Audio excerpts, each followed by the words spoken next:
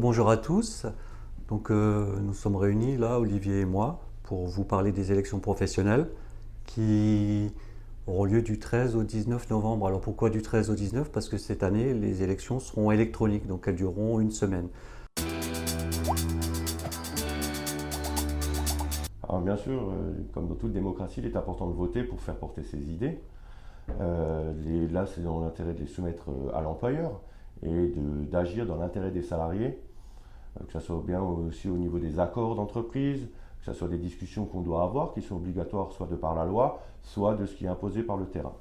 Il est important de voter pour renouveler les instances représentatives du personnel. Il est important aussi de noter que ça va être pour une durée de 4 ans.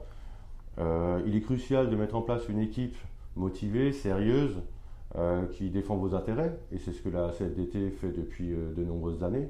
Depuis 2003, nous avons démontré notre capacité à négocier, à discuter avec la direction, à dialoguer, à mettre en place des actions et des actes dans l'intérêt des salariés.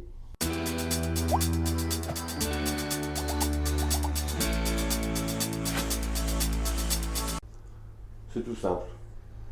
Pendant le plan social, nous avons travaillé en intersyndical. Certains talents, on peut le dire comme ça, c'est-à-dire talents, c'est des gens qui sont motivés, qui travaillent et qui ont une capacité de s'investir, sont apparus. Nous avons travaillé avec eux, nous travaillons toujours avec eux, aussi bien au niveau du congé de reclassement, nous avons encore 150 personnes que nous suivons. Et ces personnes ont montré leur capacité d'investissement. Nous partageons les mêmes idées et de ce fait, nous pensons que faire une liste commune, c'est une première chez Rico Industrie France, faire une liste commune ensemble, c'est ne pas se tirer dans les pattes. C'est ne pas prendre des voix à l'autre, ne pas s'opposer. Puisque nous sommes alliés, c'est nécessaire. Donc Claude, si tu veux rajouter quelque chose. Ce qu'on ne souhaite pas, c'est passer notre temps à se battre entre organisations syndicales. Je pense que ça sert l'intérêt de personne. Ce qui nous intéresse, nous, c'est de défendre les salariés, se battre pour eux quand c'est nécessaire, parce que parfois le syndicalisme, c'est du combat aussi. Et en fait, il se trouve qu'avec les élus d'UNSA, c'est fluide.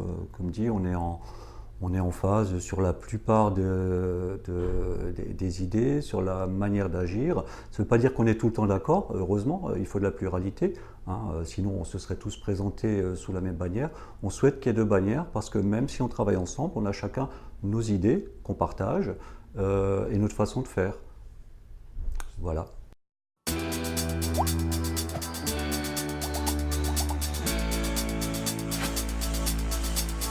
Alors c'est voté bien entendu pour la CFDT, puisque nous allons mettre en place une équipe sérieuse, motivée, qui sera bien formée, parce qu'il est important d'avoir une bonne formation des élus.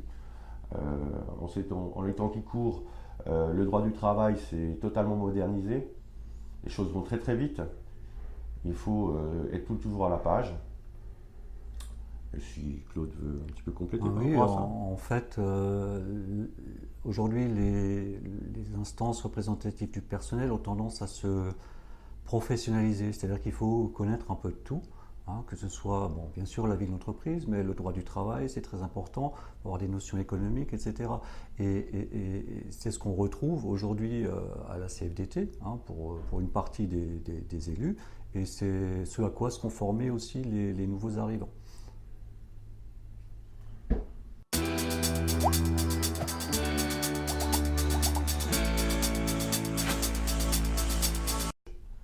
Sur ces listes, nous avons recruté parmi nos adhérents, parmi des salariés qui sont devenus adhérents, nous avons recruté du personnel issu de tous les secteurs géographiques de l'entreprise, que ce soit du bâtiment OM, que ce soit du bâtiment recyclage ou du TBG. Nos listes, elles sont composées d'administratifs, de techniciens, d'ouvriers. Elles représentent l'ensemble des corps de métier ou des secteurs d'activité, et c'est ce qui paraissait important pour nous. Que tout le monde soit représenté, que la parole de chacun puisse être portée à la connaissance de la direction. Ça, c'est fondamental pour nous. En fait, on ne souhaite pas défendre uniquement une partie des salariés ou une partie des bâtiments. On ne souhaite pas prendre un collège pour taper sur l'autre, hein. C'est-à-dire qu'à un moment, tout le monde a besoin d'être défendu, qu'il s'agisse de l'ouvrier, qu'il s'agisse de l'opérateur, qu'il s'agisse des hommes et des femmes, c'est clair, hein, puisqu'il y a également la parité, et c'est une bonne chose. D'ailleurs, au premier collège, on a une grande partie de femmes, il y en a un peu moins au second collège et encore moins au troisième collège. Ça, c'est des choses aussi pour lesquelles on se bat, on souhaiterait que ça change. Donc pour revenir sur la représentation, oui, on ne peut pas se permettre de dire, ben voilà, on défend que telle ou telle catégorie de salariés. On défend les salariés, on assiste les salariés qui ont besoin d'être assistés. Donc que ce soit au niveau des coefficients, hein, on couvre tous les coefficients, ou que ce soit au niveau des bâtiments. On sait qu'aujourd'hui le TBG a le vent en poupe. Demain, ça peut peut-être changer, donc c'est pas une raison pour oublier les gens qui sont au MRO, qui sont au recycling, qui sont au collection center ou qui sont dans les services administratifs ou à la compta, etc. On défend tout le monde. Ça, c'est important. Et là aussi, on est en phase, je pense, avec l'UNSA.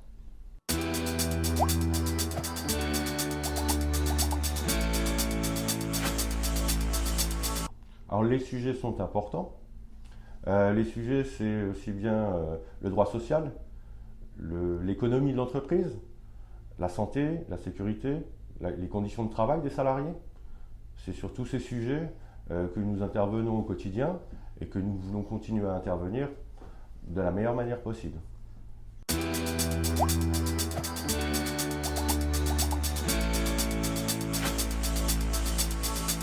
Alors le projet, c'est bien sûr une continuité de ce qu'on a démarré depuis des années.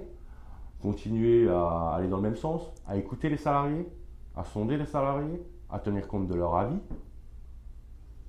à aller devant la direction, à porter les revendications collectives et individuelles des salariés devant cette même direction, de négocier des accords, ce qui nous est imposé par la loi ou pas, des accords libres, porter tel ou tel sujet, et surtout défendre l'intérêt des salariés et continuer à le défendre.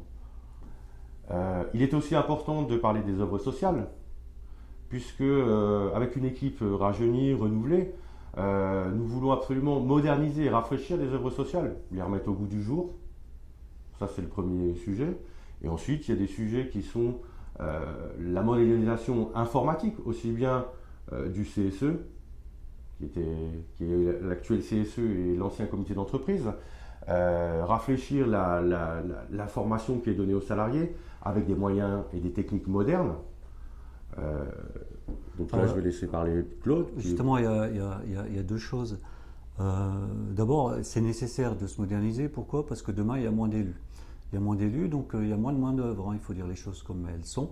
Le syndicalisme aujourd'hui, c'est faire la même chose avec moins d'élus. Donc qu'est-ce qu'on fait quand on a moins de personnel? On informatise. Alors il y a un gros projet qui est en cours. On souhaite entièrement renouveler le site web du comité d'entreprise. On souhaite offrir de la billetterie électronique et ce genre de choses. Ça semble nécessaire. Ensuite, au niveau de la communication syndicale, hein, ou simplement de l'information syndicale, on a déjà mis en place deux sites web que vous connaissez. Il y en a un qui était spécifique à la CFDT, il y en a un qui est spécifique à l'intersyndicale, et on souhaite parler aux salariés comme ça. Pas que comme ça, parce que bien sûr on est sur le terrain, mais ça permet à ceux qu'on n'a pas l'occasion de voir immédiatement de se dire tiens, là j'ai besoin d'une info, je vais la chercher en ligne. Et bon, ça fait partie de notre discours qui est de moderniser un petit peu, de rafraîchir tout ça. Et je pense qu'on va y réussir parce que déjà on a les moyens techniques de le faire, on a des élus qui sont formés, mais on a surtout des nouveaux qui arrivent et qui ont plein de nouvelles idées auxquelles on n'avait pas nous forcément pensé. Et cette nouvelle équipe, ces nouveaux élus sont aussi importants que les anciens.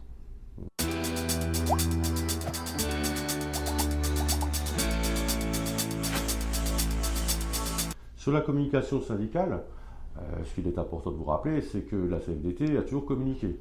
On communique tout au long de l'année sur différents sujets. On est, je pense, les seuls à communiquer fréquemment. Et ça, nous souhaitons le continuer.